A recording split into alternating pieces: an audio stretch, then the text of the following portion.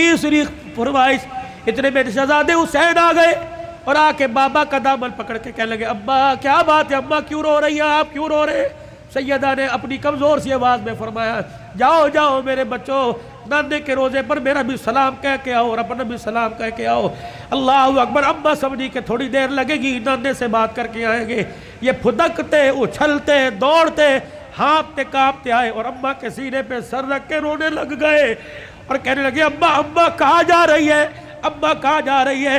हज़रत अली कहने लगे, बेटे क्या हुआ? कहा नाने के रोजे पे सलाम करके बैठे थे, नाने के रोजे से आवाज आई, जल्दी करो माँ के पास चले जाओ, कब्र तो तुम्हें बाद में भी नजर आएगी, माँ छुपने वाली है, चेहरा क़यामत तक नजर नहीं आएगा।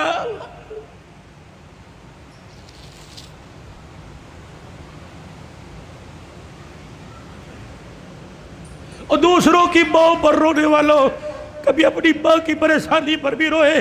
क्या आज सारा दिन गुजर गया मैंने अपनी माँ के पैर नहीं दबाए, कभी रोए?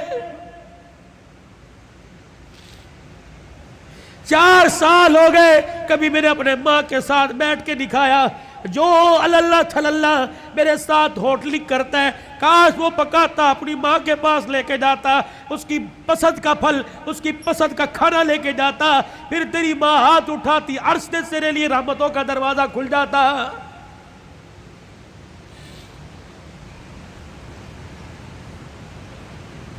फकीरों, अगली तुम्हें दास्तान सुनाओ, उससे पहले मेरे से आज वादा करो, बूढ़े हो तब भी, दाढ़ी चिट्टे बालों से भर गई तब भी, अगर मां जिंदा है तो आज जाके पैर पकड़ लेना।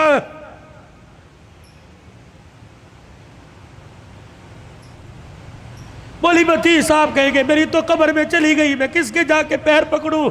मेरे कपाली साहब बुरबाल, ठीक है कब्र में चली गई, कब्र तो तुझे याद है, तुझे मौका मिले सुबह फजर के बाद माँ की कब्र के पास जाके बैठ जाना।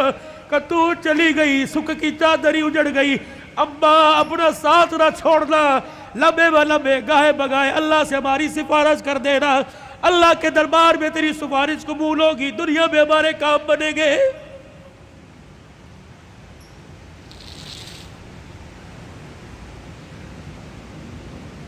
सैयदा फातिमा ज़हरा ने अपने कुर्ते का यूं करके दामन पकड़ा और कहने लगी, अली जरा अपना हाथ देना। हज़रत अली ने हाथ दिया और अपने कुर्ते का दूसरा कोना पकड़ा दिया। फिर सैयदा फातिमा ने हज़रत अली के हाथ में हाथ दिया, कहा, अली सारी जिंदगी मैंने तेरे से कुछ मांगा का नहीं मांगा? अली वो वक़्त याद है ना जब मैंने अल्लाहु अकबर का और तू वजू करके मस्जिद में जा रहा था, मैं धड़ाम से मुसल्ले पे गिर गई, सहारा दे के मुझे उठा के पूछा क्या बात है? मैंने कहा, अली 4 दिल की भूखी हूं, खड़े होने की हिम्मत ही कोई नहीं रही। अली वो वक़्त याद है ना जब मेरा बाप रात के अंधेरे में दरवाजा आके बजा रहा था, मैंने कहा कौन? का तेरा बाप मुहम्मदुर रसूलुल्लाह सल्लल्लाहु अलैहि वसल्लम। मेरे अर्ज़ किया अब्बू जान, मेरे अर्ज़ किया अब्बू जान अकेले हो? का बेटी क्यों? का अकेले हो तो अंदर आ जाओ, अगर साथ कोई लेके आए हो अब्बा जान अंदर ना आना, पहले अपनी चादर मुझे दो। हुजूर अलैहिस्सलाम ने हाथ दरवाजे से अंदर डाल के चादर दे दी।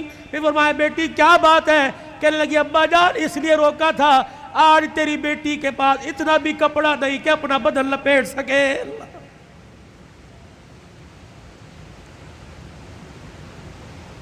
लाइव गुफ्तगू चल रही है और मोबाइलों पर घर में सुनाने वालों गौर करो, गौर करो, तेरे मेरे घर में कौन सा दिन ऐसा गुजरता है कि कपड़ों पे झगड़ा नहीं होता? सेल लगी हुई है, हमें पैसे दे, कहां से लेके आए? किसका खून चोड़ के लेके आए? कहां चोरी करके आए?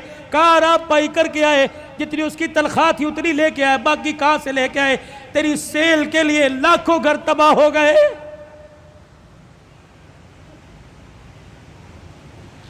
अली आपसे कुछ मांगा का नहीं, आज मांगोगी तो कुछ दोगे। अल्लाह अकबर। हतीर कहने लगे फातिमा मांग क्या मांगती है? कहने लगी अली जरा मेरी झोली में झांक के देख, अली मेरी झोली में झांक के देख। अली झांकने लगे, फातिमा क्या है? अली जरा जुबान हिला के दो बोल, दो बोल, दो बोल इस झोली में डाल दे, ताकि मरने के बाद अब्बा को जाके झोली दिखाऊं, اور سر فخر سے بلند کروں۔ حضرت علی کہنے لگے کیا ڈالوں؟ کلی صرف اتنا بتا دے تو میرے سے راضی ہے کہ نہیں، میری خدمت سے راضی ہے کہ نہیں۔ حضرت علی کی چیخ نکلی کہ فاطمہ ہاتھ جوڑتا ہوں، زندگی میں تو نے نہ کپڑے کا نہ روٹی کا نہ مکان کا سوال کیا، اللہ کی عزت کی قسم تو فاطمہ ان کانوں نے سنا اس کی زبان سے جس کی زبان پہ ہمیشہ حق آیا، سچ آیا، قرآن آیا۔ اس نبی نے ممبر پہ کھڑے ہو کے کہا تھا میری بیٹی فاطمہ جنتی عورتوں کی سردارہ ہے۔ رہی میری بات، رہی فاطمہ میری بات، رب محمد کی قسم ہے تو میری رضا کی بات کرتی ہے، رہی میری بات، اے فاطمہ حجرے میں علی تیرے سے راضی ہو گیا، روزے میں ابا تیرے سے راضی ہو گیا، اللہ کی قسم ضمانت دے رہا ہوں عرشوں پہ خدا تیرے سے راضی ہو گیا۔ یا ایتھا النفس المطمئنہ ارجعی الی ربک راضیۃ مرضیہ فادخلی فی عبادی وادخلی جنتی۔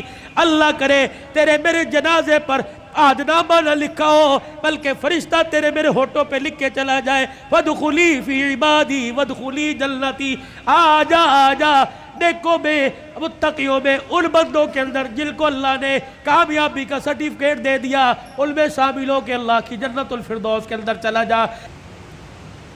الہ العالمین نے انسانوں کو خرطبے بے باپ ہو یا رشتہ داری میں اولاد ہو، پروردگار عالم نے دونوں کو دعا کا طریقہ سکھلا دیا، فرمایا کھانے پینے کا طریقہ، اٹھنے بیٹھنے کا، سونے جاگنے کا، پہننے اوڑھنے کا، نہانے دھونے کا، غمی کا، خوشی کا، ہنسنے کا، رونے کا، تمہیں سارا طریقہ میرے نبی کی زندگی سے پتہ لگ گیا۔ اور میں تمہیں ایک طریقہ بتلاؤں، جب باپ اولاد کے حق میں ہاتھ اٹھائے تو اسے کیا کہنا ہے، اور جب اولاد باپ کے حق میں ہاتھ اٹھائیں تو اسے کیا کہنا ہے۔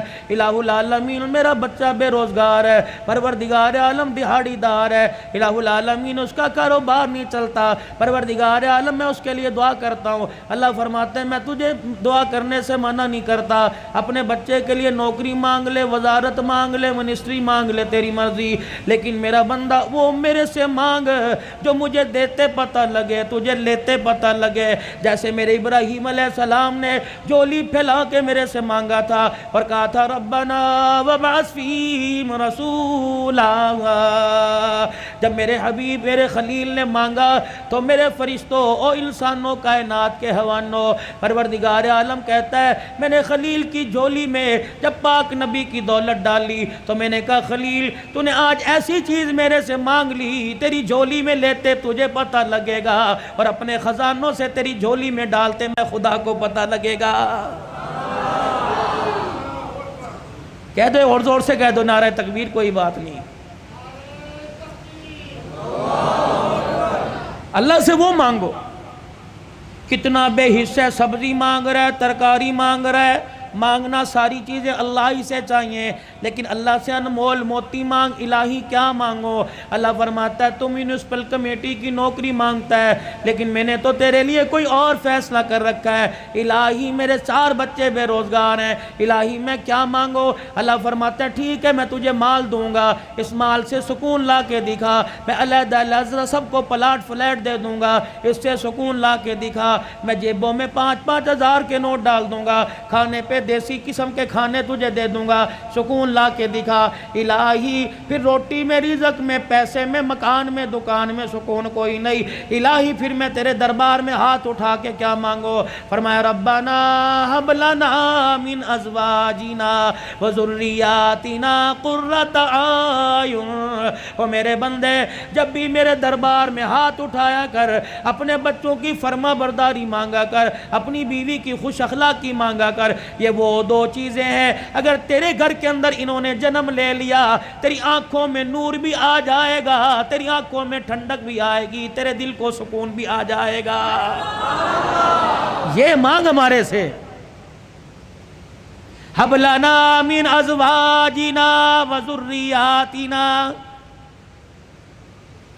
اپنی بیوی کی فرما برداری مانگ، اگر نافرمان ہو گئی، کسی دوسرے کی طرف اس نے دیکھ لیا، یہ تیری چٹی داڑھی پہ ایسا داغ لگائے گی منہ دکھانے کے قابل نہیں ہوگا۔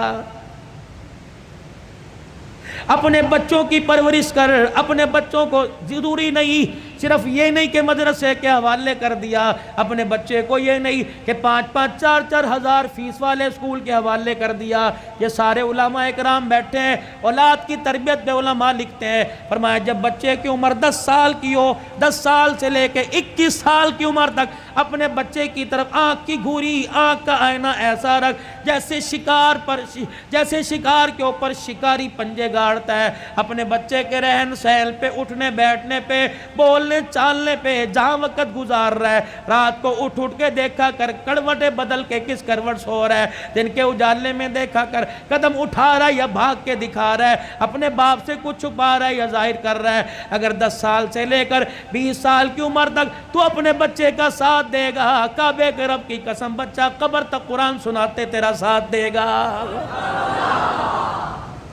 وگرنہ حال یہ ہو جائے گا۔